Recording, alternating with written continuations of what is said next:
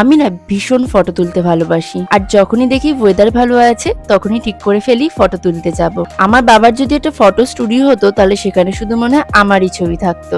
নিজের বাড়ির গাছ থেকে নিজেই ফুল চুরি করলাম। আর এই গাছে এত ফুল ধরেছে, ভাবলাম দুটো ফুল নিয়ে যাই ফটো তুলবো বলে। মেকআপটা ভীষণ হালকা করেছি। তোমাদের মধ্যে একজন জিজ্ঞেস করেছে এই লিপ লাইনারের শেড নাম্বার কত। এর শেড নাম্বার হলো L03 ব্রাউনি।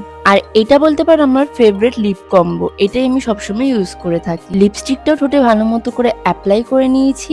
সাজতে একটু দেরি হয়ে গেছে, কিন্তু বাড়ির নিচে আবার একজন দাঁড়িয়ে আছে। বাড়ির সামনে এরকম দাঁড় করানোর জন্য ভীষণ রেগে গেছে আমার উপর, তাই রাগ ভাঙানোর জন্য বললাম ফুলটা ওর জন্যই এনেছি।